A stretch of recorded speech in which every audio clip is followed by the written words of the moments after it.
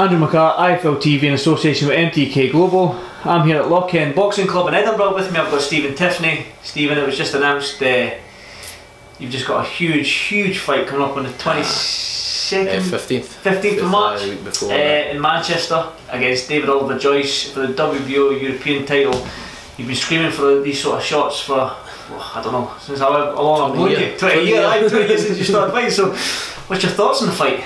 I was buzzing with it. Like you say, it's a massive fight, and this is the kind of type of fight that if you didn't get motivated and you're not excited by fights like this, and then you're in the wrong sport really. So I was really happy when I got the phone call. Have you seen much of David Oliver Joyce? Have you seen how he fights? I was asked that. I know of him, obviously, even sort of back for like the amateurs and stuff. He was like a world class amateur. He was Olympics, but he fought. I've only seen him a couple of times in the pros. He fought on the Bull in Glasgow. Yeah. And that was like the first show that Danny. Did you get to see? Was this the one you fought as well? Aye, I think he was on slightly before. Or I can't remember, but I didn't really get to see the fight. But like I've seen small bits of him in the pros, but obviously there's stuff there to watch on him. So aye.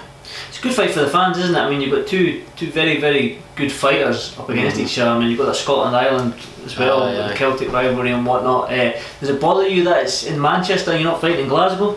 No, not really. No, that's sort of everybody always says it's just it's the same. It's a ring, so it doesn't really matter. It's only going to be me and him that's in that ring. So I'm not really fussed about where it is. Obviously, it'd be better if it was a bit closer to home and that, but there'll still be a few guys and family and stuff that's going to be there to support me. So no, it'll be a good night. Oh, and you're obviously taking this serious, I just watched you train for giving it 80%. That's all it was, 80%, man. I thought it was 100. Train for conditioning. You're back in this afternoon as well, didn't you? So this is one of them fights you're going to get the head down and just go for it, I suppose. 100%. That's what, like I say, when I found out about the fight, it's like this is massive for me, and it's just like a switch. You switch on, and as soon as you find out about that, you've just got to go for it. And like you say, I was just there earlier on. I was being pushed with Gav, and it's a bit of a killer. And then I'm back in later on in the afternoon. But this is what you've got to do. I know exactly how hard I've got to train, and I'm prepared to do that. It's well documented that the WBO European title gets you a top 15 world ranking in that WBO organisation. What does that mean to you? I mean, like does that? I know people say they go into boxing because they want to become world champion. Is that still sort of like, if you win this fight, you're like, oh my gosh, I'm there. I'm top 15 in the world. I'm going to start calling out big names. I know what you mean. Like, I'm not.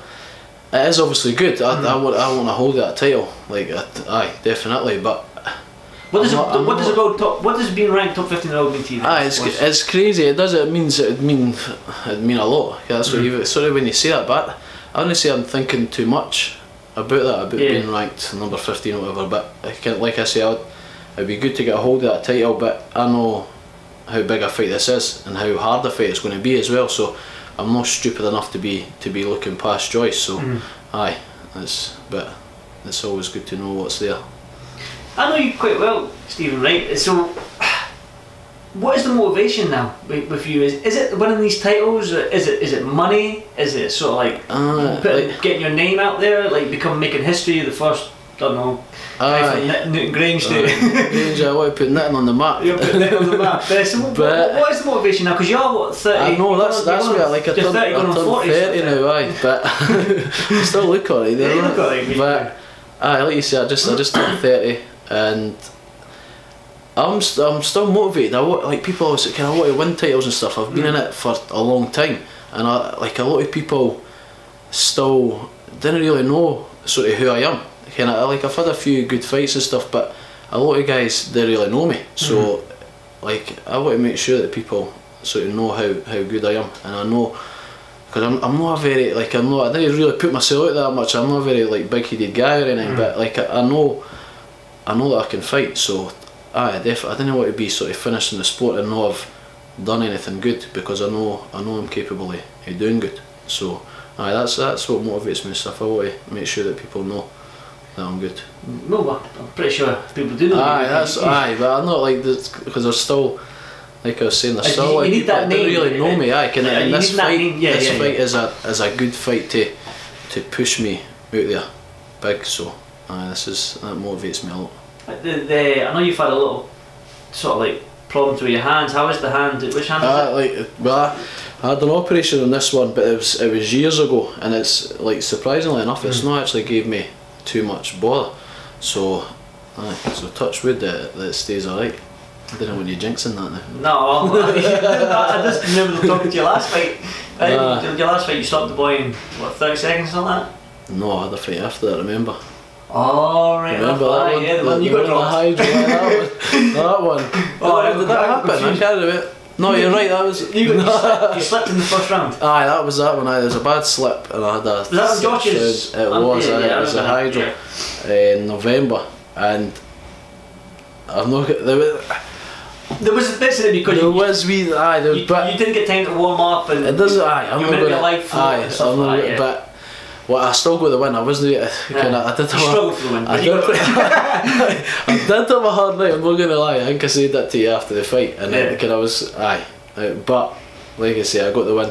I was happy enough with it, and now we've got this fight. So I want to touch on this. What like if you've been MTK since you turned pro and that like. What MTK doing for your career? I mean, like, they've just got you this huge fight with Joyce. They got you a fight with Josh on the card. They got you a fight out with Glasgow when they had the first show with Danny Bond. I mean, they're doing wonders for you, aren't they? And like you mentioning Danny, that's what. Obviously, at the beginning, it was a different guy that was dealing with us and stuff. But now Danny's took over, and Danny's the right man for it, and he's putting the big shows in Scotland again. And like you say, he's got this fight for me, which is massive.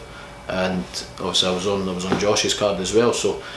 Things sort of picked up like within like the last year or so. So I think what a lot of fighters are saying about with MTK, and I'll use your gym mate Lewis Benson as an example. I mean, he came off a loss against Johnny Coyle at Belfast, and then they chucked him in another great fight against Tyrone McKenna. Do you know what I mean? So it doesn't like win, lose or draw with MTK. It doesn't matter. They're still going to get the fight. That's so big, and like you say, it's MTK are so big now as well. They can match their own guys, so it's easy enough for them to make the fights. And like you say with Lewis, he had a couple of losses, like you're saying, but to some people, and me included, they really see them as they think he got beat. But that's just my own opinion. But they can make the fights happen. Even coming off a loss, there's MTK are that big, they can just match their own guys, and it's good. And they're big fights and they're exciting fights for people to watch as well. So it's good. Okay mate, well 15th of March, hopefully I'll be there. I'll have a word with Coogan, make sure I'm there. Be there. 15th of March, what can the fans expect from me? I know you're training hard, like I said, I just witnessed you there doing some strength work and all that sort of stuff with your strength conditioning coach. What can the fans expect on March 15th? It's going to be a great fight. Like you say, we're kind of similar. Like we like to fight, but we can both box as well. We're both quite intelligent, so it's going to be a good fight, and I know how hard I'm going to train for this, and I'm going to be more than ready, and I think that he is as well. So it's going to be good for people to watch. Tune in to IFL. Definitely. You've got to tune in if you want to see this. You've got to tune in to IFL. Good stuff. Well, Stephen, I'll let you get back to it. I know you've got to get some lunch, and then you're going to go come back and do some pads. But thanks for doing this for IFL TV. I know that I'll catch up with you soon. Cheers, Andy. Cheers, man.